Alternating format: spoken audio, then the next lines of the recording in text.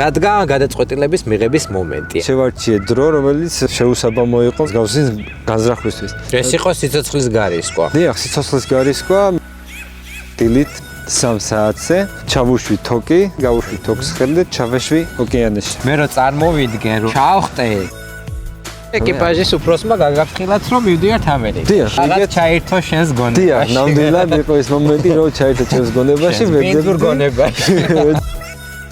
რა დრო დაგჭირდა, რომ გაგეცურა გემიდან სანაპირომდე? გემიდან სანაპირომდე 2 საათი დამჭირდა. ტანზე მოები თოკი? დიახ, ტანზე მოვები თოკი. ოკეანეში რომ ჩახტი პირველად, აი რა შეგრძნება იყო? წყალი ძალიან ცივი იყო? როდესაც თოქს დავეკიდე, მთელი სხეულით ფიქრობდი ერთ რაღაცაზე, რომ ცურის დროს ოკეანეში შენი მეგობარი იყო თუ მტერი? გაპარვით აუცილებლად გავიცნობ. ოკეანეში გადახტომამდე ბოლო კომუნიკაცია ვისთან ჰქონდა? ბენზინის ხელთათ მაშინ მოვათავსე. ტვინში გაგიელვა აზრმა, რომ ხომ არ აუბრუნდეო?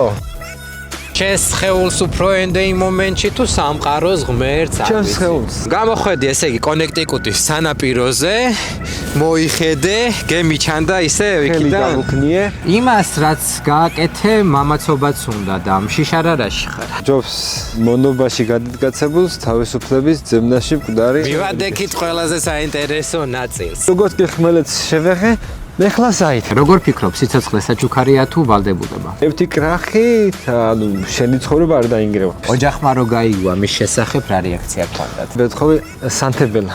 რადგან სიგარეტის მოცემა მინდა.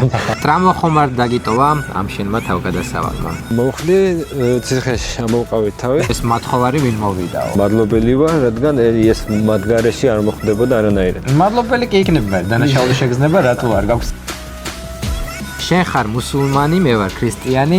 მოდი, ჩვენ როგორც გვესმის, ისე ვილოცოთ ჩვენი სამშობლოსთვის. უეჭველი ქართველი თორნიკა დუმბაძე.